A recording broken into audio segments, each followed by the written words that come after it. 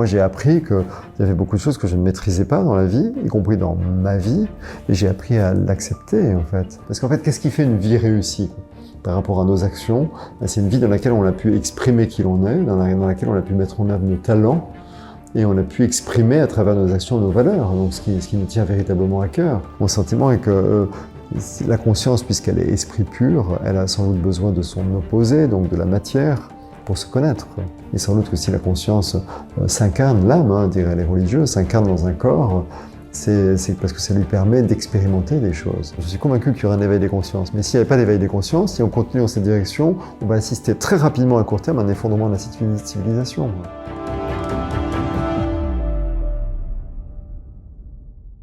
Bonjour Laurent Gounel. Bonjour Henri Michel. Merci d'avoir accepté notre invitation. Alors vous êtes écrivain et conférencier, vous avez écrit plusieurs romans, des romans qui invitent notamment les lecteurs à réfléchir à des questions liées à la philosophie, la psychologie ou le développement personnel. Vous venez de publier votre 10e ouvrage intitulé « Un monde presque parfait », publié aux éditions Mazarine.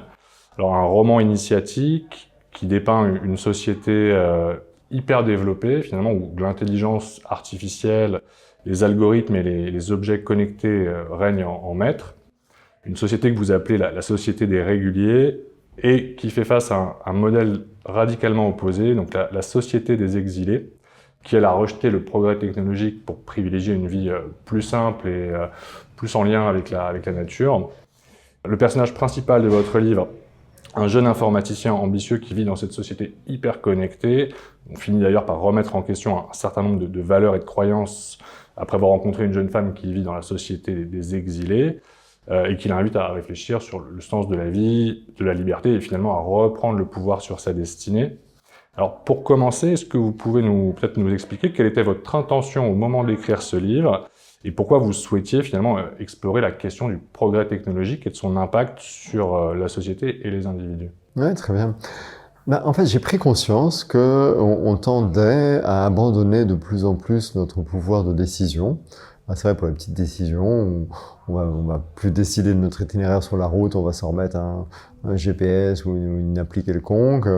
On va même plus choisir un petit resto, on va s'en remettre à un TripAdvisor ou l'équivalent. Et les grandes décisions aussi, on se marie de moins en moins. Les mariages sont en chute libre, on est à moins 20% par rapport à l'an 2000, c'est pas anodin. Et en parallèle de ça, on se rend compte que la société décide de plus en plus à notre place, en fait, pour nous. Et quand je dis la société, ça peut être aussi bien le gouvernement que les entreprises qui mettent en place des normes ISO 9001, 9002, tout ce que vous voulez. L'Europe avec des directives européennes. Je crois qu'un agriculteur ne peut même plus décider du moment où il va effectuer ses semis, même si c'est son terroir, il connaît la météo locale. Mais là, l'Europe a décidé pour lui. On décide même de la hauteur de son tas de fumier, paraît-il, c'est normé à 2,50 m. Alors, ça part sans doute de bonnes intentions. Parce que voilà, pour nous aider à bien travailler, par exemple, pour les normes en entreprise, prendre de bonnes décisions, mais on sait que le chemin de l'enfer est pavé de bonnes intentions. Et en l'occurrence, pour moi, l'acte de décider n'est pas anodin. Donc on peut pas l'abandonner comme ça, sans se poser de questions. C'est pas anodin parce que c'est quelque chose qui est au cœur de notre humanité. Et quand je décide, d'abord j'exprime qui je suis. Quand je décide, j'exerce ma liberté. C'est peut-être ça qui peut faire peur d'ailleurs, parce qu'ensuite il faut assumer sa liberté. Quand je décide, enfin, je m'embarque sur un chemin, que ce soit une décision personnelle ou professionnelle, mais un chemin qui va être parsemé d'écueils, qui va parfois me faire rencontrer l'échec, si je me suis trompé dans ma décision. Donc on n'aime pas ça, personne n'aime l'échec, je n'aime pas l'échec, et en même temps, ce sont des choses, des difficultés, des échecs qui sont utiles dans la vie, parce que ils nous forcent à nous connaître quelque part, quoi. Tant qu'on est embarqué sur des rails, par exemple sur le plan professionnel, des rails conditionnés par le choix de nos études, on se laisse embarquer, puis si on trouve un certain confort de vie, notamment un confort matériel, on peut continuer sans se poser de questions.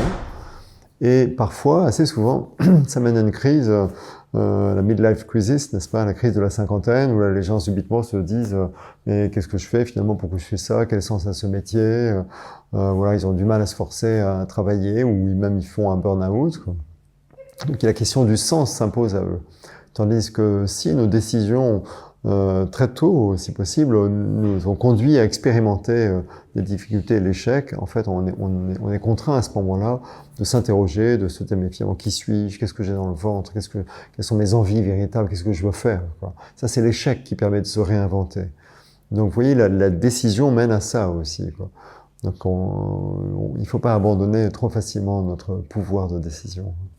Ouais, vous insistez effectivement dans votre roman effectivement sur les vertus de l'échec, en soulignant que l'être humain a besoin de faire des erreurs aussi pour apprendre et qu'accepter de prendre une mauvaise décision et fait partie du processus pour évoluer nous-mêmes finalement. Oui, oui, parce qu'on peut désirer la vie, une vie comme un chemin rectiligne avec un objectif, on se donne un objectif, que ce soit un objectif personnel ou un objectif de carrière, et se dire voilà, je vais décider le meilleur chemin pour y arriver. Et voilà, ça va être facile, ça va être rectiligne. Et en fait, bon, d'abord, je pense que c'est pas possible, mais même si c'était possible, ce serait pas souhaitable.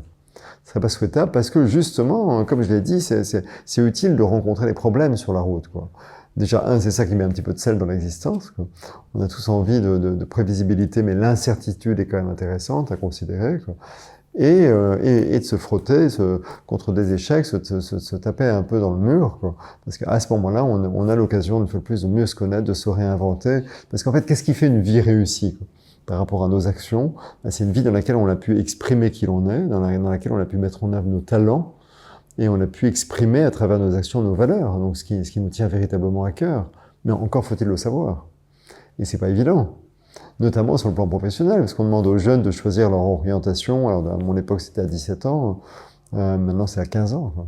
À 15 ans, on demande à un jeune de seconde de choisir ses orientations pour la première et la terminale. Et ça va donc conditionner, après ses études, qui elles-mêmes vont conditionner son métier, quoi. Donc, à 15 ans, on demande à un jeune qui ne se connaît pas, parce que c'est quasiment impossible de se connaître à 15 ans, à de rares exceptions près, quoi. On lui demande de faire des choix qui vont conditionner sa vie, quoi. Donc c'est intéressant à un moment donné, parce qu'on a un chemin qui n'est pas rectiligne, de pouvoir se frotter à des difficultés qui vont nous amener en introspection et finalement savoir quel sens cela a pour nous, quoi. Oui, d'ailleurs, vous soulignez aussi dans votre livre que finalement la vie, de toute façon, nous présente presque inlassablement des situations qui nous obligent à prendre des décisions, à apprivoiser nos démons, et qu'on ne peut pas finalement, même si on cherche à le faire, perpétuellement éviter justement ces épreuves, ces obstacles dont Oui. nous avons besoin pour évoluer, hein. La vie Oui. se charge de nous les remettre finalement sur notre chemin Mais oui, constamment. mais oui. Alors, moi j'ai longtemps cru au hasard et aujourd'hui j'ai tendance à penser qu'il n'y a pas de hasard parce que c'est vrai que les événements qui surgissent dans notre vie, avec le recul, on peut se dire mais finalement ces événements avaient une fonction, même y compris quand c'était les événements qu'on avait étiquetés sans doute un peu trop rapidement coup dur dans l'instant. Parce que voilà, on est tous confrontés à des situations qui sont pas agréables, dont on se passerait bien dans l'instant. Et parfois, il faut des années, 5 ans, 10 ans parfois, pour se dire, mais finalement, ce que j'avais étiqueté comme étant un coup dur, en fait, c'était précieux, quoi. Oui, moi, par exemple, j'ai 57 ans aujourd'hui. À l'âge de 28 ans, j'ai connu le chômage. Pourquoi? Parce que je m'étais embarqué dans des études économiques et financières. Je me suis retrouvé à 23 ans jeune cadre financier. Et j'ai réalisé subitement que en fait, j'étais pas à ma place, quoi. J'aimais pas ce que je faisais, j'aimais pas mon métier. Manifestement, j'étais pas fait pour ça. Donc, comme j'avais jamais réussi dans la vie à me forcer à faire ce que je n'aime pas, j'étais pas très compétent, honnêtement, pas très performant en tout cas. Et donc j'ai fini par me faire virer, quoi. Mais dans l'instant, pour moi, c'était la catastrophe. D'abord, c'était humiliant, je l'ai vraiment vécu comme tel. Même si je n'en ai pas voulu à mon employeur, parce que je savais bien que j'étais pas à ma place, quoi. Mais n'empêche que voilà, le résultat était le même. Je me suis retrouvé au chômage, à me demander qu'est-ce que j'allais faire de ma vie, quoi. Donc vraiment, c'était pas drôle, quoi. J'en ai fait une petite dépression même à l'époque, quoi. Mais aujourd'hui, avec 30 ans de recul, je sais que en fait, c'était précieux, quoi. C'est-à-dire, si j'avais pas vécu cet échec cuisant, hein, ce licenciement, j'aurais pu me maintenir la tête hors de l'eau, faire des efforts un peu au travail. Et puis finalement, aujourd'hui, j'aurais donc 40 ans d'exercice professionnel, ou peut-être 35 ans à m'ennuyer dans un job qui n'est pas pour moi, quoi. Donc heureusement que je me suis planté quelque part. Mais ça, c'est vraiment avec le recul que je me suis dit, c'était une chance dans ma vie, en fait, cet échec, quoi. Vous voyez, donc c'est très difficile, en fait, d'étiqueter les événements et de savoir si ce qui nous arrive, en fait, est bien ou pas, quoi. Oui, en fait, ça vous a forcé, entre guillemets, aussi à réfléchir sur vous-même et sur ce que vous Oui, vouliez vraiment faire oui, de votre vie, voilà. mais peut-être aussi sur le sens de votre métier. Oui, complètement, au sens de le métier. J'ai même élargi ça finalement au sens de la vie. C'est-à-dire, à cette époque-là, mais en plus j'avais 28 ans, j'étais très jeune, j'ai tout remis en question, même mes loisirs. Vous voyez, je prenais des cours de photo par exemple, et je me suis dit, mais ça rime à quoi finalement? Ça apporte quoi de faire de la photo? Ça a quel sens dans la vie? Donc je remettais tout en question. Donc vraiment grosse crise existentielle. Et c'est à ce moment-là, en effet, où j'ai éprouvé le besoin de mieux me connaître. Donc j'ai commencé à lire des livres de psychologie, de développement personnel, je commençais à me former aussi. C'était une manière aussi un peu indirecte de travailler sur soi. Après j'ai poussé la porte d'un coach, d'une thérapeute, pour vraiment résoudre mes problèmes, parce que j'avais des problèmes, j'étais quelqu'un de très peureux, j'avais très peur des gens, alors que paradoxalement j'étais attiré par les gens. Donc il fallait résoudre ce paradoxe, quoi. Et c'est seulement quand j'ai pu résoudre ce paradoxe que j'ai pu ensuite m'orienter vers un nouveau métier. En l'occurrence, je me suis formé, je suis retourné sur la bande de la fac en psychologie pour devenir consultant. Un métier que j'ai exercé avec passion pendant une quinzaine d'années. Mais pour pouvoir choisir un métier qui s'est avéré épanouissant, il a fallu que j'entre en introspection, que j'apprenne à me connaître, quoi. Et ça, ce sont les crises qui permettent ça, quoi. Oui, parce que vous parliez tout à l'heure des jeunes qui aujourd'hui, finalement, à qui on demande à peu près vers 15 ans, ce que vous disiez, de Ouais. choisir leur avenir. Est-ce qu'on leur donne aussi peut-être pas on leur donne peut-être pas les clés pour Non. se connaître eux-mêmes, justement, en tout Non. cas entamer ce travail-là Non. relativement jeune. Non, en fait, comment ils vont s'y prendre la plupart du temps, hein, pour choisir, ils vont se baser sur leurs résultats scolaires. Sauf que c'est pas parce que vous avez de mauvais résultats dans une matière qu'elle n'est pas faite pour vous, quoi. Ça peut être juste que les profs qui ont enseigné cette matière pour vous, ont eu un style d'enseignement qui ne correspondait pas à votre style d'apprentissage. Parce que c'est impossible pour un prof de s'adapter à 30 ou 35 jeunes. Donc voilà, la façon dont il s'y prend va coller au style d'apprentissage de certains et pas à d'autres, quoi. Et donc on ne peut pas tirer de conclusion des résultats scolaires. Ça marche pas comme ça. Il y a guère de relation entre les résultats scolaires et l'appétence qu'on peut avoir véritablement en fait pour tel ou tel domaine. Est-ce que ce que vous disiez aussi par rapport à ce changement, finalement cette réflexion qui vous a conduit à changer de métier et à faire quelque chose qui vous permettait de vous épanouir, ça vous en parlez aussi d'ailleurs dans votre dernier livre, puisque vous insistez sur le caractère en réalité enthousiasmant de la prise de décision, Oui, même si c'est quelque chose qui peut faire peur a priori. En fait, vous dites que décider, ça revient à aligner sa vie sur son état d'esprit, ses actes, ses pensées et ses valeurs, et que finalement cet alignement, ça constitue une vraie source de joie durable, et que ça nous permet d'être aussi en paix avec nous-mêmes et d'être dans la vérité sur nous-mêmes. oui, oui, complètement. C'est important en effet de se connaître, de savoir qui on est, de connaître nos valeurs, quoi. Nos valeurs, les valeurs, c'est ce qui est important pour nous, hein. On découvre nos valeurs en répondant à cette question, qu'est-ce qui est important pour moi? Et on peut se poser la question de façon itérative à plusieurs reprises. Vous allez répondre quelque chose, et là, il faut à nouveau vous demander, en quoi c'est important pour moi? Une réponse, et ça, mais en quoi c'est important? Et en fait, vous allez jusqu'au noyau, en fait, jusqu'au cœur, et là, vous comprenez ce que vraiment vous avez au fond de vous, et donc vos valeurs, donc aligner qui vous êtes avec vos valeurs, avec les compétences que vous développez, qui sont en lien avec vos talents, et en général, on a des talents en nous qui restent cachés pour beaucoup de gens, malheureusement, alors que ces talents sont directement en lien avec vos valeurs, quoi.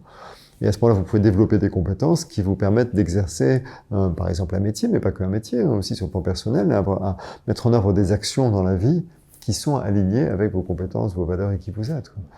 Et c'est à ce moment-là où il y a un certain épanouissement, où vous pouvez vous réaliser. Vous évoquez aussi dans votre roman les biais cognitifs, hein, qui peuvent aussi parasiter le mental et avoir une influence sur nos prises de décision. Donc là, vous insistez là encore sur l'importance de se reconnecter à soi-même, mais aussi à son intuition. Est-ce que vous pouvez nous expliquer un petit peu ce que vous entendez par l'intuition, et puis pourquoi est-ce que c'est quelque chose de très important dans le processus de décision? Moi, avant, comme je suis de culture scientifique, avant, quand j'avais une décision à prendre, j'allais lister les critères pertinents à prendre en compte. J'allais lister les critères, j'allais les pondérer, chacun d'entre eux, éventuellement hiérarchiser tout ça, et puis voir par rapport à, par exemple, à différentes options qui s'offraient à moi, lesquelles répondaient au mieux à chacun de ces critères. Et en fait, vous vous rendez vite compte que plus vous voulez être précis dans cette démarche, et plus vous avez de critères, et moins la décision est possible, parce qu'évidemment, aucune option va répondre à tous ces critères. Donc la décision devient assez vite assez complexe. Et parfois, et voire souvent, ça vous conduit pas à prendre une bonne décision. Donc une démarche très analytique. Là, voilà, très analytique pour le coup. Or, il y a un autre moyen de décider, moi je l'ai découvert sur le tard, sur des décisions intuitives. Et en fait, alors, il faut dire quelques mots sur ce qu'est l'intuition. Hein. L'intuition, bah, si vous ouvrez un dictionnaire, le Larousse, le Robert, vous lirez que l'intuition, c'est un accès direct et immédiat à la vérité. C'est étonnant, parce que c'est une capacité qu'on a tous, mais la plupart d'entre nous l'ignorent. On ne sait pas qu'on a en nous cette capacité. Quoi. Et pourtant, elle est dans le dictionnaire, des dictionnaires tout à fait sérieux. Quoi. Et donc aujourd'hui, l'intuition a été démontrée scientifiquement. Alors en effet, on a cette capacité d'accéder à une intuition, à une information qui n'est pas directement accessible par nos 5 sens. Donc quelque chose qu'on peut ni directement voir, entendre, sentir, goûter, ou ressentir, quoi. Et néanmoins, cette information vient à nous. Et on sait qu'aujourd'hui, comment ça se manifeste? Ça se manifeste non pas dans la tête, comme le croient la plupart des gens. Les gens pensent que l'intuition, c'est dans le cerveau. En fait, ça se manifeste dans le corps, sous la forme de micro-mouvements. Donc moi, c'est plutôt dans le ventre que ça se passe, comme des petites vibrations. Pour d'autres personnes, ça peut être dans les mains, n'importe où ailleurs dans le corps, quoi. Donc c'est intéressant de se connaître aussi pour ça, quoi. Et parfois, certaines de ces informations, sous forme de mouvements, remontent à l'esprit. Là, on peut imaginer symboliquement que ça traverse le subconscient et ça vient à notre conscience. Et là, hop, on a une idée. Vous voyez, par exemple, ça vous est sans doute déjà arrivé de penser à un ami dont vous êtes resté sans nouvelles pendant longtemps, et alors que vous pensez subitement à lui, hop, le téléphone sonne, et c'est l'ami en question. Et là, vous vous dites peut-être jolie coïncidence. En fait, c'est pas du tout une coïncidence, c'est juste de l'intuition. C'est-à-dire, vous aviez, avant son appel, l'intuition, vous aviez l'information qu'il allait appeler. Donc ça, c'est une compétence humaine, on le sait aujourd'hui, c'est démontré scientifiquement. Et donc, pour revenir à la prise de décision, c'est intéressant de s'interroger par rapport à une décision à prendre, en vous disant, mais comment je le sens? Comment je le sens? Comment je le sens? C'est-à-dire dans mon corps, quoi. Alors parfois, c'est pas évident. Donc on peut s'aider, il existe des protocoles, par exemple, vous pouvez imaginer si vous hésitez entre deux, trois options, par exemple.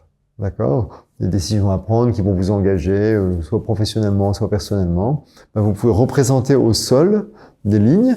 Vous pouvez les tracer à la craie ou même pas les tracer du tout. Vous les imaginez, vous les visualisez au sol. Chaque ligne représentant un chemin de vie issu de chacune des options que vous considérez. D'accord? Et puis vous allez vous lever et vous allez marcher sur cette ligne virtuelle en imaginant que vous avez pris en décision l'option 1, par exemple. D'accord? Vous avez pris cette décision, c'est les choix que vous avez faits, et vous allez imaginer que vous parcourez votre chemin de vie. C'est tout à fait virtuel, hein, c'est imaginaire, c'est symbolique. Vous allez parcourir ce chemin de vie en imaginant que vous avez pris cette décision. Vous jouez vraiment le jeu, essayez de ressentir intérieurement que vous avez pris cette décision. Puis vous faites quelques mètres. Par exemple, en fonction du projet, si c'est un projet à une échéance de 3 semaines, la ligne représentée au sol va représenter 3 semaines de votre chemin de vie. C'est une échéance à 10 ans, ça va être 10 ans de votre chemin de vie. Donc vous marchez vraiment en imaginant que vous avez pris cette décision et vous vous posez une seule question, c'est comment je le sens? Comment je le sens? Comment je sens ma vie avec cette décision? Après, vous revenez au point de départ, vous vous agitez un petit peu dans tous les sens pour changer l'état interne, et puis vous imaginez que vous avez pris l'option 2. Une ligne virtuelle, pas au même endroit au sol, hein, c'est important que ce soit distinct, et vous parcourez ce nouveau chemin de vie en imaginant que vous avez pris cette décision. Et la question est comment je le sens? Comment je le sens? Vous pouvez le faire autant de fois qu'il y a l'option, et après vous verrez, c'est assez facile de comparer les ressentis. Ça, c'est un exemple de technique pour prendre une décision intuitive, et non pas une décision purement mentale. Donc vraiment l'écoute de son corps, le fait d'être connecté à son corps. Oui. Moi, je peux vous raconter des anecdotes par rapport à ça. Par exemple, on est en septembre 2019, je suis en train d'écrire un roman. Mon éditeur m'appelle pour me dire est-ce que ton livre sera prêt pour qu'on le publie dans un peu plus d'1 an? Il voulait le publier en octobre 2020. Je réponds oui, tout à fait, il sera prêt. J'ai encore pour 6 mois de travail, donc il sera largement prêt. Et j'avais à peine formulé cette réponse que je sens dans mon ventre quelque chose de très très lourd, mais vraiment désagréable. Et il était encore au bout du fil. Alors je lui dis écoute, le livre sera prêt, mais je le sens pas de le publier en octobre 2020. Ne me demande pas pourquoi, mais je le sens pas. Il me répond, écoute, c'est pas très rationnel tout ça, mais je vais pas te forcer, donc tu veux le publier quand, ce livre? Je lui dis, écoute, on va laisser s'écouler quelques mois, on va le publier en printemps 2021. Ok. Donc on choisit avril 2021. Donc là, on est en septembre 2019. 3-4 mois plus tard, le Covid apparaît sur Terre. Et 1 an plus tard, donc à la date initialement envisagée pour la parution, octobre 2020, c'était le 2e confinement, toutes les librairies de France étaient fermées. Je n'ai pas eu l'information. Je l'ai pas cherché. Quoi. Il m'a suffi de sentir que non, il fallait pas. Quoi. C'est tout. Donc c'est simple. Hein. Et aujourd'hui, je prends mes décisions comme ça dans la vie. Quoi. D'ailleurs, l'intuition, est-ce que ça peut aussi s'apparenter à ce qu'on appelle parfois l'intelligence émotionnelle ou l'intelligence du cœur Alors, pour moi, c'est un peu différent. Ça peut s'apparenter, mais pour moi, c'est un peu différent. L'intelligence émotionnelle, c'est vraiment la compréhension de nos émotions, la compréhension des émotions de l'autre, donc développer de l'empathie. Donc comprendre l'émotion qui peut être à l'origine d'un comportement ou d'une parole, même une parole problématique ou blessante par exemple. Et puis c'est aussi l'intelligence émotionnelle, savoir entre guillemets gérer nos émotions, donc les accueillir, les décrypter et pas se laisser emporter par une émotion par exemple. C'est ça pour moi l'intelligence émotionnelle. L'intuition c'est vraiment quelque chose d'à part, c'est pas basé sur l'émotion, c'est vraiment sur le corps. Quoi. Et est-ce que vous avez d'ailleurs le sentiment que notre société finalement accorde peut-être une place privilégiée à tout ce qui est mental, analytique, au détriment justement de l'intuition ou même des émotions. Oui. Einstein le disait, hein. Je ne me souviens plus de la phrase, mais Einstein déplorait en effet qu'on accorde trop d'importance au mental et pas assez à l'intuition. Einstein, il faut dire qu'il a eu l'intuition de la théorie de la relativité très jeune. Et il a passé sa vie entière à travailler pour enfin finir par la démontrer. Mais c'est vers la fin de sa vie qu'il a démontré la relativité. Il en a eu l'intuition très tôt. Mais vous interrogez n'importe quel chercheur, il vous dira que tout part d'une intuition, qui devient une hypothèse posée, et après le travail scientifique consiste à valider ou infirmer l'hypothèse de départ. Quoi. Tout part d'une intuition. Et d'ailleurs, les chercheurs vous diront aussi que quand ils lancent un nouveau programme de recherche, il n'est pas rare qu'ailleurs dans le monde, un autre scientifique, une autre équipe de recherche lance exactement au même moment la même recherche. Donc ils ont eu la même intuition au même moment. C'est un grand classique. Est-ce qu'il faut aussi quand même conserver un équilibre justement entre le mental et l'intuition Oui. Pour que finalement ça s'ajuste et ça se complète de manière harmonieuse? Mais oui, tout à fait. Il ne faut pas découper l'être humain. Il ne faut surtout pas opposer les différentes parties qu'il peut y avoir en nous. Il ne faut pas opposer le cerveau à l'intuition. Le cerveau est précieux et on le développe bien en fréquentant l'école, hein, bien sûr. Et ce faisant, on se coupe un peu de l'intuition. C'est pour ça que les enfants ont plus facilement accès à leurs intuitions que les adultes. Mais on peut retrouver l'accès à son intuition. Quoi. Et les deux sont précieux. Quoi. Ne serait-ce que parce qu'avec l'intuition, souvent on capte des éléments, des informations, et on ne sait pas quoi en faire. Donc après, dans un deuxième temps, on peut réfléchir sur la base de ces informations recueillies et puis prendre des décisions, justement, en se demandant qu'est-ce qu'on peut faire, comment on peut interpréter ces intuitions. Je peux vous raconter une anecdote, d'ailleurs, par rapport à l'intuition. J'écrivais un livre qui s'appelle « Je te promets la liberté », c'est en 2017-2018. C'est un livre qui se passe sur un bateau. Donc moi, quand j'écris, en fait, il y a une phase créative qui est la plus longue. Il faut que je trouve l'histoire qui me permet de partager les thèmes sur lesquels j'écris. Parce que ce qui m'anime, c'est de pouvoir partager les idées utiles aux gens. Voilà. Donc je suis animé par un thème, je suis habité par un thème. Vous partez du thème, oui. Et ensuite vous construisez l'histoire. Voilà, exactement. Et c'est le gros du travail pour moi, construire l'histoire. Donc ça prend à peu près 1 an et demi. Après, j'ai une phase de plan. Donc là, c'est le mental qui agit pour ordonnancer les idées. Et ensuite, j'ai une phase d'écriture qui dure 6 mois, à peu près 6-8 mois. Donc le gros du boulot, c'est un boulot créatif. Et les idées me viennent dans le désordre. Et vraiment dans le désordre le plus complet. Donc je suis en train d'écrire ce livre, Je te promets la liberté, et toute l'histoire se passe sur un bateau. Voilà, je me dis, oui, ça va se passer sur un bateau-restaurant. Bon, ok, très bien. Et rapidement, une idée me traverse l'esprit. L'héroïne est originaire de Djibouti. Bien sûr, j'ai une posture d'accueil, donc que je prends, je note, l'héroïne djiboutienne, pourquoi pas. Et puis 5-6 mois plus tard, je me dis, bon, ok, elle vient de Djibouti, sauf que mon bateau, il navigue en France, il quitte pas la Saône, il est amarré à Lyon, puis il navigue un peu sur la Saône et le Rhône. Bon, quel sens ça qu'elle vienne de Djibouti dans ce contexte-là? Et j'ai l'idée de lancer une recherche étymologique sur le mot Djibouti. Et j'apprends que ça vient de l'arabe ancien, et que ça signifie, est-ce que le bateau est arrivé? Mais je ne parle pas arabe. Donc ça ne peut pas venir de mon cerveau, c'est pas un calcul de ma part. Quoi. Une idée m'est venue comme ça, elle a émergé dans mon esprit. C'est typiquement une intuition. J'ai une autre anecdote concernant ce même roman. Je suis assez copain avec Bernard Werber. Bernard Werber, on se voit régulièrement. On parle de tout et de rien, mais pas des livres qu'on est en train d'écrire. D'abord, moi, je suis hyper secret. Même mon éditeur estime le contraire sans savoir ni le thème ni l'histoire. Je suis totalement secret jusqu'au dernier moment. On s'offre nos livres à parution, parce que moi mon livre sort le 5 ou 6 octobre 2018, et lui écrit un livre qui s'appelle La boîte de Pandore, qui est paru 3-4 jours avant. Donc on se les offre avant la parution avec le service de presse. Je me plonge dans la lecture de La boîte de Pandore, et là je suis très surpris, parce que mon histoire se passe sur un bateau-restaurant, son histoire se passe sur un bateau-restaurant. Mon bateau porte un nom mythologique, le Pygmalion, son bateau porte un nom mythologique, la boîte de Pandore. Et mon histoire, c'est l'histoire de quelqu'un qui change de vie tous les jours sous hypnose, en changeant de personnalité. Lui, c'est l'histoire de quelqu'un qui change de vie tous les jours sous hypnose, en visitant des vies antérieures. Incroyable. Incroyable. Je n'ai pas l'explication. Mais manifestement, on est allé chercher les idées à la même source. Oui, c'est intéressant cette anecdote. Ouais. J'ai vu que vous avez peut-être échangé d'ailleurs après là-dessus, tous les deux. Oui, mais on n'a pas d'explication. Ça s'est un petit peu renouvelé d'ailleurs. Je lui offre mon avant-dernier livre, Le Réveil. Donc je lui fais livrer. Puis je l'appelle un jour, il me dit justement, je suis à ma boîte aux lettres. Et je viens de trouver ton livre, il était dans la boîte aux lettres. Donc il prend le livre et il est devant sa boîte aux lettres encore. Il ouvre le livre en plein milieu. Et il me dit tu parles de Edward Bernays. Je vais en parler dans mon prochain livre. Vous avouerez qu'il n'est pas très connu, Bernays. Il est quand même inconnu au bataillon. Il se trouve qu'on avait choisi d'en parler dans les livres qu'on était en train d'écrire tous les deux, sans se concerter. Et est-ce que vous avez peut-être des conseils aussi pour cultiver son intuition ou faire en sorte aussi peut-être d'être plus sensible à ces manifestations Oui. Alors, tout est lié à la reconnexion au corps. En fait, on vit une époque, surtout en Occident, on a pu, pas tout le monde, pas tous, mais une grande partie d'entre nous se sont un peu coupés du corps, soit parce qu'on est trop dans l'intellect, soit parce qu'on a toute notre attention qui est happée à l'extérieur de nous-mêmes, notamment par tous ces beaux outils technologiques, les écrans pour faire simple. Et en fait, si on se laisse happer, si on laisse notre attention happée par un écran, à ce moment-là, elle se détourne de nous-mêmes et de notre corps, quoi. Donc, un bon moyen, c'est de bien doser l'usage des écrans, y compris simplement de s'autoriser 10-15 minutes par jour où on éteint toutes ces belles machines, quoi. On se reconnecte à soi. Se reconnecter à soi, ça veut dire retourner dans la sensation, en fait.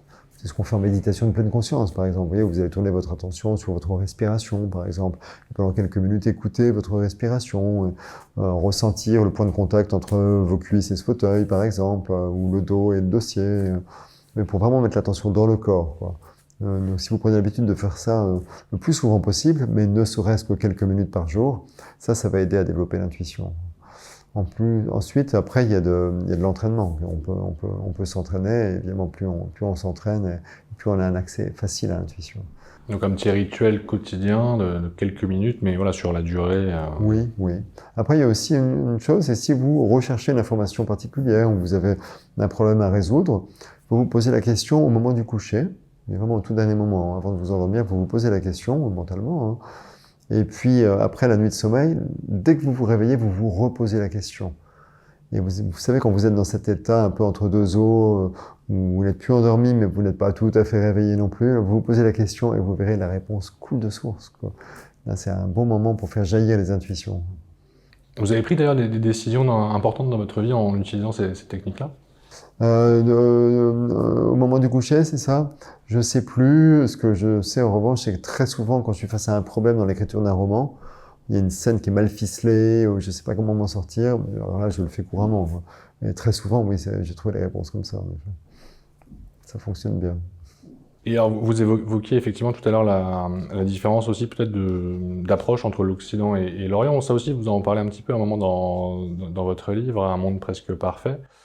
Puisque je crois qu'il y a un de vos personnages qui explique qu'il y a plusieurs dimensions dans l'être humain, et donc il parle, je crois, du faire et de l'être, et puis il dit justement qu'en Occident, on est quand même plus tourné vers le faire, alors qu'en Orient, on est peut-être plus tourné vers l'être. Oui, même si les différences culturelles tendent à s'amenuiser, avec l'hypermondialisation maintenant et l'Internet, donc la mondialisation de l'information. Moi, je vois quand même une espèce de méga culture essentiellement américaine, il faut le dire, qui se répand sur toute la surface du globe. Les différences s'amenuisent, quand même. Oui, une espèce de standardisation. Oui. De tout d'ailleurs, des goûts, de la pensée, des loisirs, de la nourriture. Personnellement, je trouve ça dommage. Moi, j'aime bien ces différences culturelles, quoi. Je trouve que ce serait utile de les préserver. D'ailleurs, je pense qu'il y a un mouvement quand même de réveil par rapport à ça, et on le voit même sur un plan régional. Moi, je vis en Bretagne maintenant. Alors, je sais pas si c'est un réveil, parce que je crois que les Bretons n'ont jamais lâché leur culture, quoi. Elle est très présente. Et c'est intéressant, d'ailleurs, je trouve ça bien. Et c'est intéressant d'ailleurs de voir que les gens sont attirés par les régions, notamment en France, les régions françaises qui ont conservé une culture assez forte, quoi. En général, les gens aiment bien la Bretagne, les gens aiment bien le Pays Basque, les gens aiment bien la Corse, quoi. Les gens sont attirés par des régions où les spécificités culturelles ont été préservées. Oui, une identité forte, finalement des traditions qui se sont transmises. Exactement. Voilà, des identités qui ne se sont pas noyées dans ce magma globish. C'est ce qui fait la richesse aussi, justement, du monde entier. C'est ce qui fait la richesse du monde, tout à fait, complètement. Ouais. Mais cette tendance à l'uniformisation dont vous parlez, c'est peut-être aussi poursuivre une logique aussi commerciale. Exactement. Pour les entreprises qui peuvent comme ça écouler leurs produits partout, de manière standardisée, sans s'adapter justement aux particularités. Exactement. C'est certain. Ça, c'est très clair. D'ailleurs, vous parlez un petit peu aussi de cette question du matérialisme dans votre livre, en tout cas de la course que certains poursuivent vers l'accumulation de biens matériels, de richesses, et puis de l'image aussi que notre statut professionnel permet de renvoyer aux autres. Comment est-ce que vous caractériseriez la réussite, par exemple? Est-ce que pour vous, ça passe essentiellement par l'accumulation de richesses et de biens matériels ou par autre chose? La réussir pour moi, c'est réussir d'abord sa vie, quoi. Plus que réussir dans la vie. Alors, j'ai rien contre le fait d'être un peu carriériste, ni même de gagner de l'argent. J'ai pas de culpabilité judéo-chrétienne par rapport à ça. Mais ça peut pas se limiter à ça, quoi.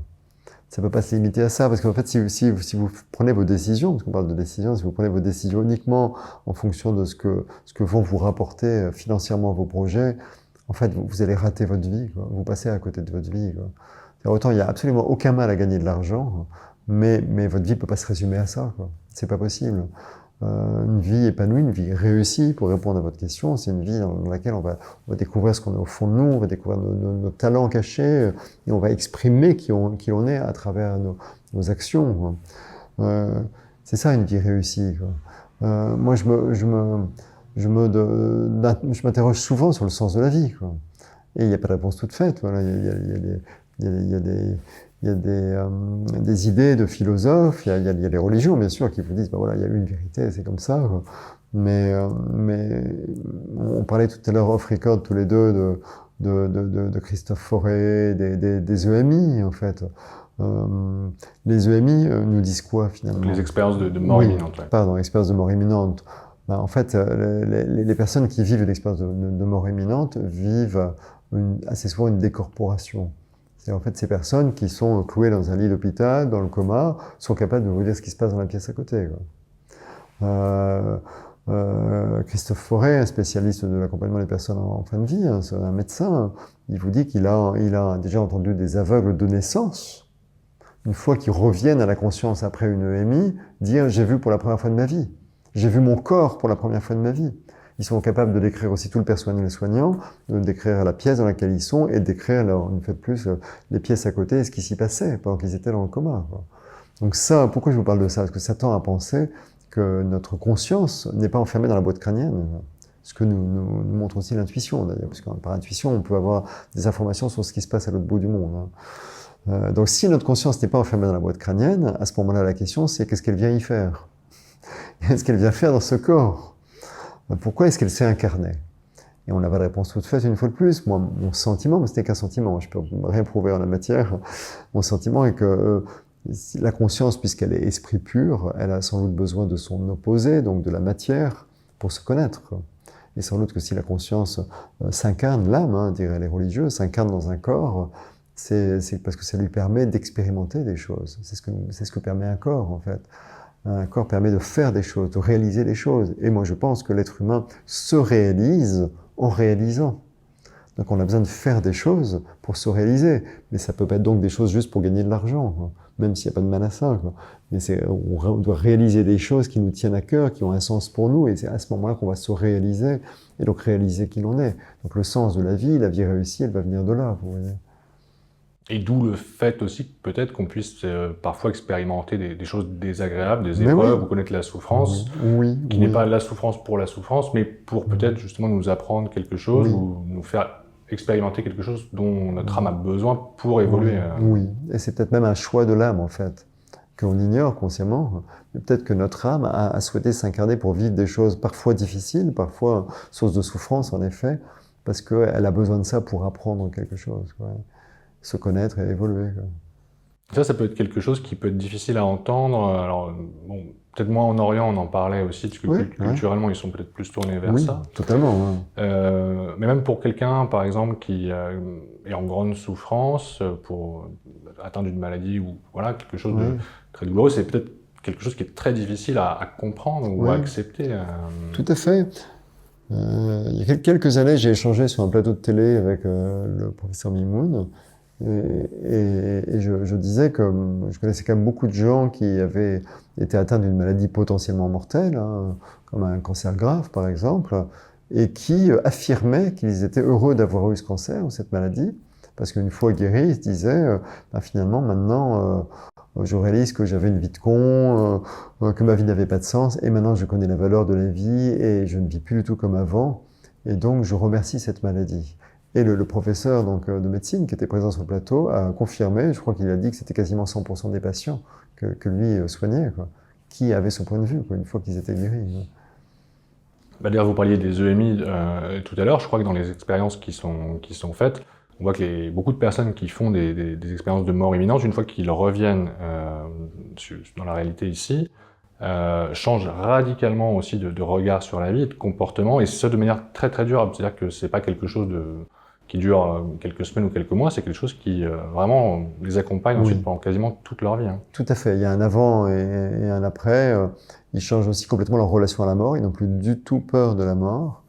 Ils disent aussi que pour eux, le suicide n'est plus une option.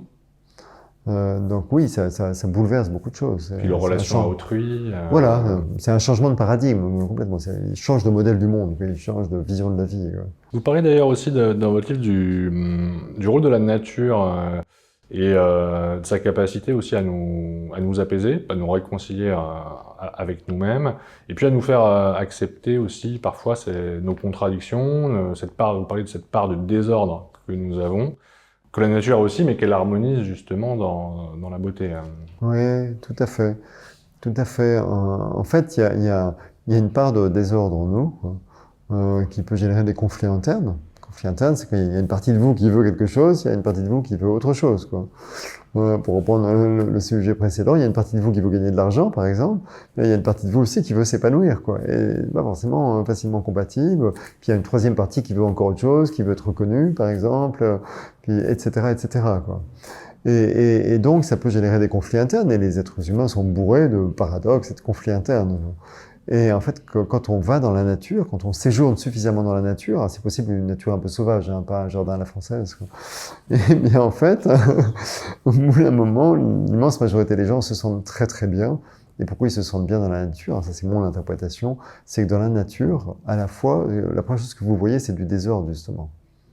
Si vous allez dans une forêt, vous voyez du désordre, il y a un embrouillamini de ronces, d'arbustes, d'arbres, de plantes, de tout ce que vous voulez, quoi.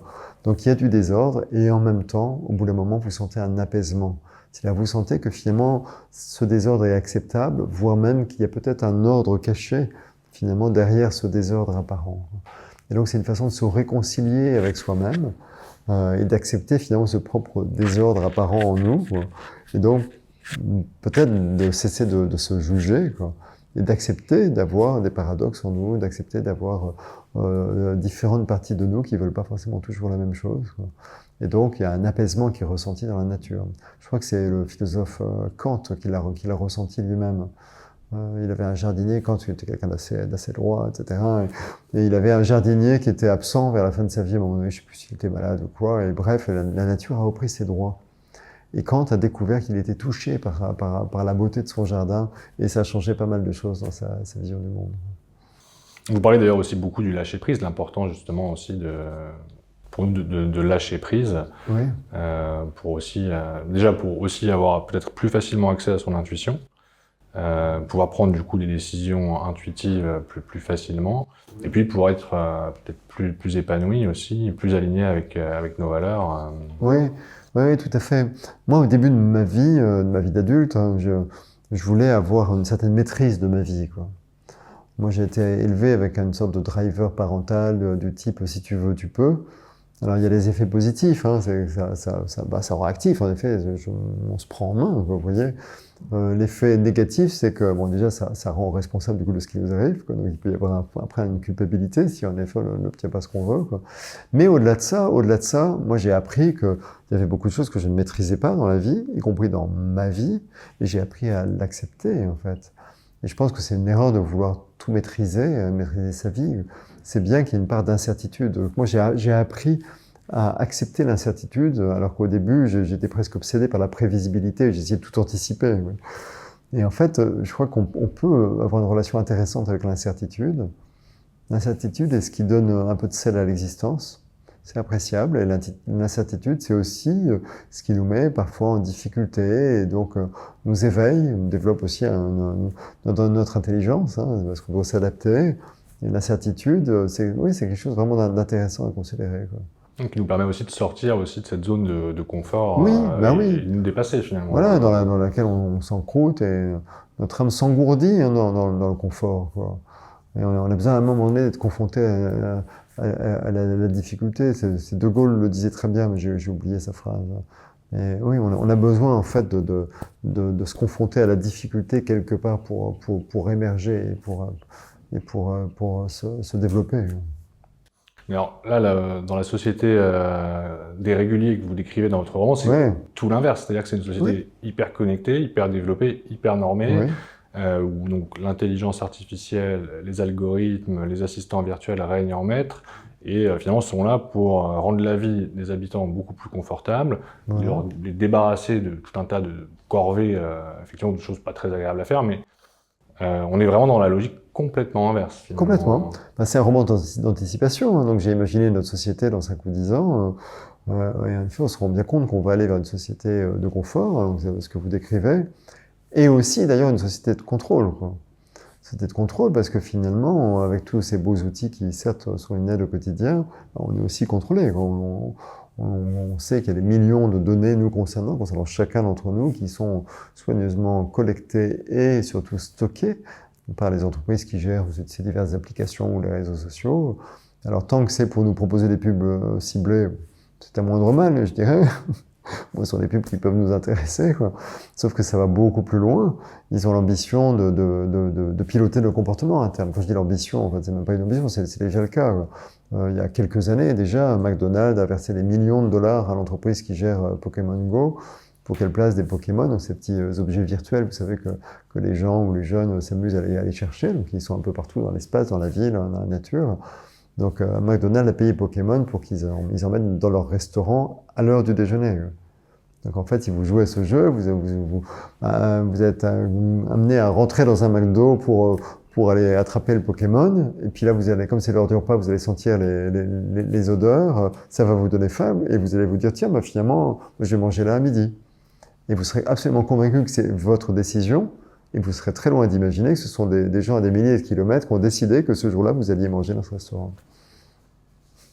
Il y a une universitaire américaine qui s'appelle Shoshana Zuboff, prof à Harvard, là, qui a consacré 12 ans de sa vie à étudier ça, quoi, et qui montre qu'en effet, on arrive dans ce qu'elle appelle le capitalisme de surveillance, c'est-à-dire en effet où toutes ces entreprises cherchent à piloter nos comportements pour nous amener à faire ce qu'elles veulent qu'on fasse, quoi, notamment pour des raisons commerciales, et que de plus en plus, elles partagent les données avec des gouvernements, y compris le gouvernement français d'ailleurs, qui collectent des données sur des gens, y compris des gens qui n'ont rien à se reprocher. Hein, on ne parle pas de fichiers. Ça. Oui, mais il y a beaucoup de gens qui sont finalement tout à fait d'accord avec ça. Et même parfois, on peut entendre certaines personnes qui vont vous répondre « moi, j'ai rien à cacher, donc ça ne me dérange pas finalement que le gouvernement ou des entreprises voilà, récolte des informations sur moi, en fait. Oui, alors Shoshana Zuboff aborde ce point-là. Elle dit bah, si vous n'avez rien à cacher, c'est que vous n'existez pas. Elle dit, tout le monde a quelque chose à cacher et c'est souhaitable d'ailleurs de garder une part de secret dans notre vie. Prenez les caméras de surveillance, par exemple. Je reconnais que moi-même, qui aspire à de la sécurité, évidemment, j'ai pas envie de me faire agresser. Mais quand je passe dans une petite rue sombre le soir et que je vois une caméra de surveillance, ça me rassure. Là, je me dis, bah, au moins là, je me ferai pas agresser, quoi. Et donc, ce faisant, qu'est-ce que je fais, en fait? J'accepte de renoncer à une part de liberté pour avoir plus de sécurité, parce que, en effet, je perds de la liberté. Il y a quelqu'un, quelque part, qui potentiellement sait que je suis passé ce jour-là à telle heure dans cette rue. Je n'ai rien à cacher, je pourrais dire, comme vous, quoi. Et en même temps, ça regarde qui, quoi. C'est-à-dire que je ne peux plus me déplacer totalement librement sans que quelqu'un le sache, quoi. Est-ce que c'est vraiment souhaitable? Cette perte de liberté, en fait, elle n'est pas anodine. C'est exactement comme l'abandon du pouvoir de décision. Pour moi, la liberté, elle est inhérente non seulement à l'être humain, mais à tout être vivant, quoi. Vous prenez un éléphant en Afrique, il est confronté à la famine, il est confronté aux maladies, il est confronté au braconnage, et il va vivre en moyenne 56 ans. Vous prenez ce même éléphant, vous le mettez dans un zoo. Toujours en Afrique, hein, il n'y a pas de changement climatique, il n'est pas dépaysé. Hein. Vous mettez dans un zoo, vous lui donnez une nourriture parfaitement équilibrée qui répond à tous ses besoins nutritionnels. Vous le vaccinez contre tous les virus qui pourraient l'attaquer. Il est bien sûr à l'abri du braconnage, il va vivre 17 ans. 3 fois moins longtemps. La seule chose que vous lui avez retirée, c'est la liberté. Vous parliez du fait aussi que finalement que les gouvernements pouvaient être aussi tentés d'utiliser les données récoltées par ces multinationales de l'information, donc qui elles les récupèrent plutôt à des fins commerciales, mais que les gouvernements pouvaient les récupérer à des fins finalement voilà, de surveillance ou de contrôle des individus. Un de vos personnages d'ailleurs dans le livre, hein, qui joue le rôle du ministre de la Sécurité, explique que si les gouvernements font ça, c'est au nom du bien-être collectif, hein, donc pour des motivations qui sont entre guillemets louables. Ça, c'est aussi un parallèle qu'on a pu voir ces dernières années, par exemple pendant la crise sanitaire, où beaucoup de choses ont été faites au nom du bien. Tout à fait. On entend souvent cet argument de la part des gouvernements, finalement. Si je vous retire une part de liberté, c'est au nom du bien. Tout à fait. On a expérimenté, en effet, une confiscation assez forte de la liberté au nom du bien. Et donc la question, c'est quelle proportion, quelle part de ma liberté je suis prêt à accepter pour avoir plus de sécurité. Je ne suis pas en train de dire non, il faut surtout pas chercher la sécurité, c'est la liberté totale. Non, il y a un équilibre à trouver, parce qu'en effet, plus de sécurité implique de renoncer à un peu de liberté, mais il faut qu'il y ait un débat, en fait. Il ne faut pas que ce soit un gouvernement dans son coin qui décide de son propre chef, de nous priver de liberté pour nous offrir plus de sécurité. Il faut qu'il y ait un débat. Et puis aussi, il y a autre chose, quoi.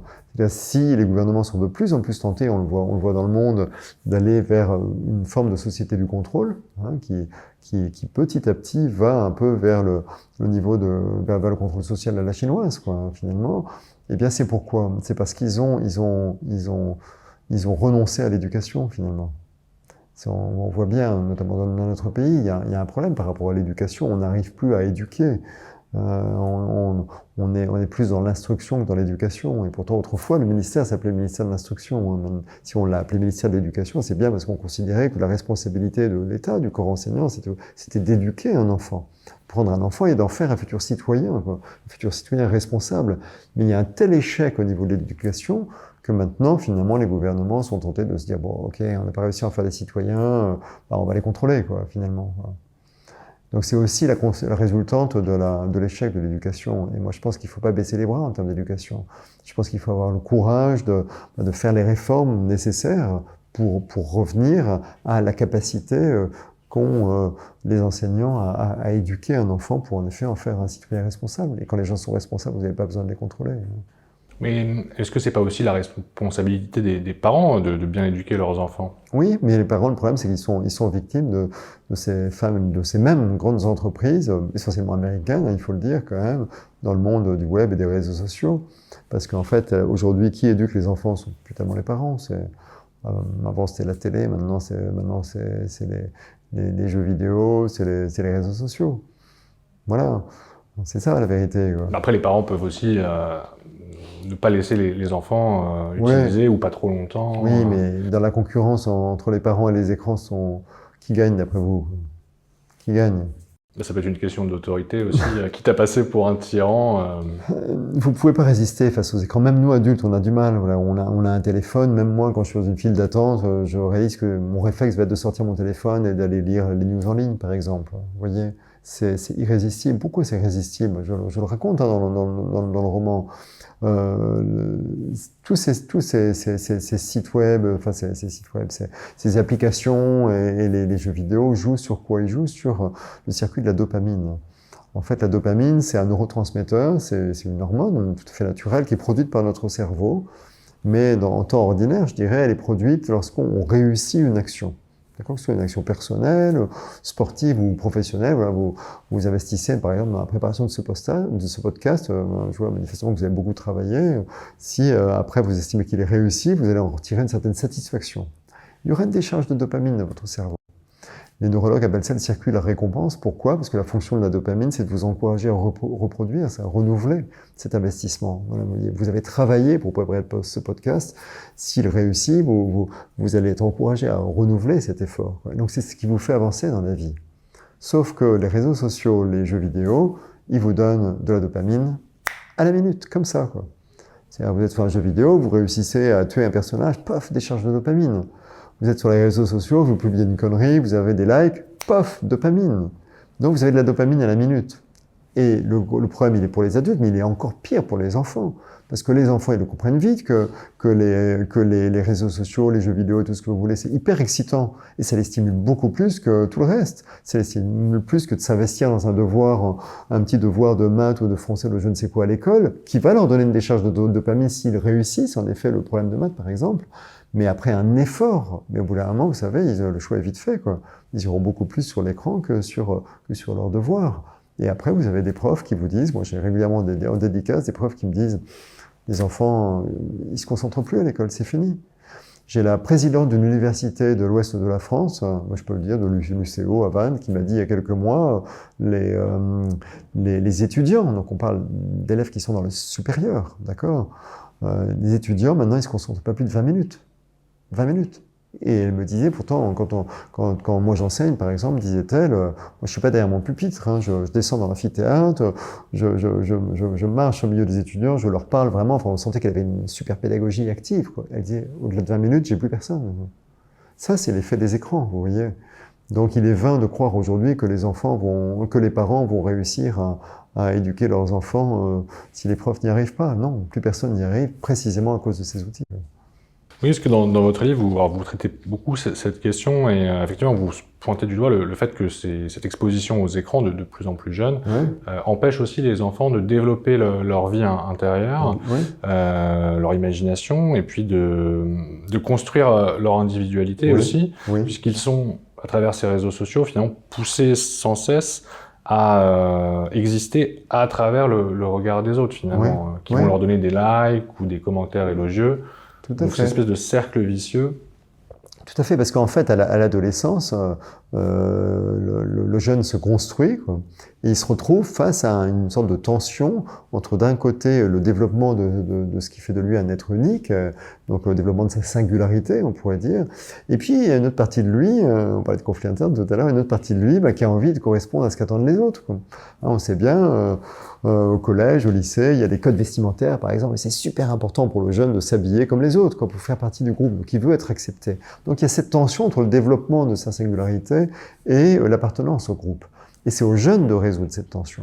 Et c'est en résolvant cette tension qu'il va se construire finalement, et qu'il aura une personnalité stable et équilibrée. Donc cette phase-là, elle est hyper importante. Sauf que quand le jeune passe sa vie sur les réseaux sociaux, qu'est-ce qui se passe? Il est conditionné, pour obtenir les fameux likes, le petit pouce en l'air, la petite flamme ou je ne sais quoi encore, il est conditionné à quoi? À acquérir l'approbation des autres. Donc en fait, il est conditionné, il est poussé de plus en plus à s'adapter à ce que les autres attendent de lui, à se comporter de la façon dont les autres le souhaitent, quoi. Il est conduit à dire ce que les autres ont envie d'entendre, parce que c'est ça qui va lui permettre d'avoir des likes, à montrer des photos de lui qui vont plaire aux autres. Bref, il se construit uniquement en fonction de l'autre. Faire preuve de conformisme, en fait. Voilà, exactement. Au lieu d'avoir au moins une partie de lui qui est à l'écoute de lui-même et qui affirme sa singularité, quoi.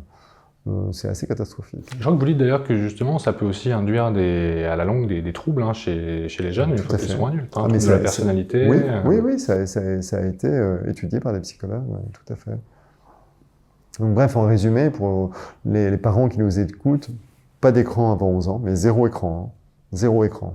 Zéro écran, zéro jeu vidéo jusqu'à l'âge de 11 ans. Parfois, il y a des parents qui voient leur bébé de 2 ans et demi pianoter sur un écran et bien se débrouiller et se disent, les yeux brillants, « Ah, mon fils ou ma fille va devenir ingénieur ». C'est tout le contraire. Et ils sont loin de s'en douter, quoi. Donc, pas d'écran avant 11 ans. Après, il faut le limiter dans le temps. Vous voyez, pour nos filles, par exemple, avec mon épouse, on leur disait, quand elles ont eu un téléphone à 11 ans, parce qu'on ne voulait pas les couper des copines, donc elles ont eu droit à un petit smartphone, parce que les jeunes communiquent via les réseaux aujourd'hui, on leur disait, c'est 20 minutes avant le repas du soir. Donc avant, le téléphone, il reste dans la cuisine, vous n'avez pas le droit de le monter dans votre chambre, et 20 minutes avant le repas du soir, ok, vous allez vous connecter, parler avec les copines. Bon, maintenant, elles ont toutes les deux plus de 15 ans, donc là, on leur fait confiance, mais on a énormément communiqué auprès d'elles sur ce que je viens de vous dire, sur l'effet des écrans, sur leur cerveau, sur leur construction. Donc, elles sont responsabilisées, donc on peut leur faire confiance maintenant. Mais c'est vraiment important. D'autant qu'il y a aussi toutes les problématiques liées au harcèlement, ou qui ont toujours existé, mais qui sont amplifiées aujourd'hui, justement, par les réseaux sociaux. Oui, et par l'anonymat que permettent les réseaux sociaux aussi. Vous voyez, c'est-à-dire vous pouvez insulter quelqu'un en vous appelant Toto, quoi. Qui a un anonymat relatif, puisqu'en cas de plainte, il peut être levé, mais... Oui, certes, mais le jeune qui va harceler n'a pas forcément ça à l'esprit, quoi. Et finalement, on a l'impression un petit peu aussi que la place aussi prise par les réseaux sociaux dans la vie des individus, donc là même aussi par rapport aux adultes, hein, qui sont peut-être d'ailleurs aussi les premiers à utiliser ces réseaux sociaux, et que les enfants ne font que copier aussi, peut-être d'une certaine façon, aussi, très imiter.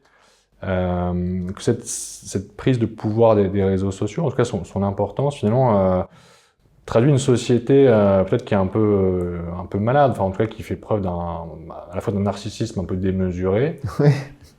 et puis aussi un narcissisme assez relatif, puisque finalement aussi on peut se demander si les individus ne sont pas aussi de plus en plus fragiles et désorientés, voire en crise d'identité, puisqu'ils ont besoin en fait d'avoir l'approbation, la validation des autres sans cesse pour se sentir bien en fait. Oui. Tout à fait, sachant que l'usage même de ces réseaux sociaux et ce qu'ils impliquent, à savoir montrer une face de soi qui va plaire aux autres, est quelque chose d'en soi anxiogène en fait. Donc je pense que le mal-être dont vous parlez est plutôt la conséquence de l'usage des réseaux qu'à l'origine. C'est dans l'autre sens que se joue le rapport que vous avez fait. Pourquoi? Parce qu'en fait, si vous montrez une photo de vous, si vous publiez sur Facebook ou je ne sais quel réseau social une photo de vous retouchée, parce que c'est ce que font les gens, d'accord, retouchée, où vous êtes tout bronzé, une photo de vos vacances où vous avez pris la seule journée où il fait beau alors qu'en fait il a plu pendant la plupart de vos vacances. Donc en fait, vous êtes dans une forme de mensonge, d'accord, mais qui plaît aux autres. Donc en fait, vous plaisez aux autres en faisant ça. Vous avez des likes, ok? Mais en fait, c'est terriblement anxiogène, parce que vous savez bien que vous n'êtes pas aussi bronzé que ça. Vous savez bien que vos vacances n'ont pas été aussi ensoleillées. Donc, plus ça avance et plus vous collectez des likes, plus vous percevez ce décalage, et plus vous comprenez qu'en fait, on vous aime, mais on vous aime pas pour qui vous êtes. Parce que vous n'êtes pas cet homme bronzé qui prend des vacances au soleil, vous comprenez? Donc, c'est en fait anxiogène, c'est assez destructeur de l'acceptation de soi. Parce qu'avancer dans la vie, c'est quoi? C'est apprendre à s'accepter tel que l'on est. Enfin, personne n'est beau comme je ne sais qui, enfin même les stars sont retouchées d'ailleurs, donc personne n'est parfait, on a tous des défauts, quoi. Que ce soit des défauts physiques, des défauts de caractère, de tout ce que vous voulez, mais avancer dans la vie, c'est aussi apprendre à s'accepter tel qu'on est, quoi. Accepter nos limites, accepter nos imperfections, vous voyez, et ne pas les cacher aux autres. Moi, je revendique le fait d'être transparent sur ses vulnérabilités, vous voyez, et quand on ose en effet être transparent et sincère, se montrer tel que l'on est et non pas comme un surhomme ou une surfemme, en fait, il y a un énorme soulagement quand vous vous sentez bien parce que vous savez que les gens vous apprécient pour qui vous êtes et pas pour ce que vous prétendez être. D'autant que nos défauts, c'est aussi ce qui fait un peu notre humanité. Sinon, on serait des machines, des robots. Exactement, voilà. Et d'ailleurs, par rapport à l'avancée de la haute technologie, les gens disent « Ah, c'est extraordinaire, les machines, les robots ressemblent de plus en plus à des humains ». Et c'est tout le contraire, en fait. L'humain ressemble de plus en plus à une machine. C'est-à-dire que pour vous, par exemple, en fait, c'est cette question de l'essor des technologies et de l'intelligence artificielle, c'est pas forcément une émancipation, mais plutôt une forme d'aliénation. Les deux. Les deux. En fait, vous savez, mon grand-père disait à propos de l'argent, l'argent est un bon serviteur mais un mauvais maître. Hein.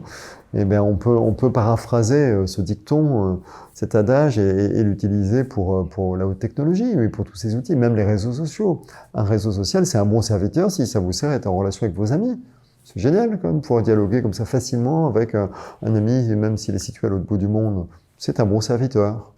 Les applications sont de bons serviteurs. C'est quand même plus pratique de se déplacer que son GPS, pour reprendre l'exemple de tout à l'heure, que d'avoir une carte sur les genoux si vous vous déplacez en plein Paris dans la nuit. D'accord? On a expérimenté les deux, voilà, il n'y a pas photo, quoi, ok? Donc ce sont des bons serviteurs, à nous de faire en sorte qu'ils ne deviennent pas nos maîtres. C'est ça, en fait, la question. C'est aussi l'une de mes intentions en écrivant, en général, et notamment ce livre, c'est de permettre un éveil des consciences. Quand vous êtes conscient, en effet, des effets potentiels de certaines choses dans la vie, là, en l'occurrence de ces outils de haute technologie, ben vous pouvez les laisser à leur place. Et à ce moment-là, ils restent de bons serviteurs.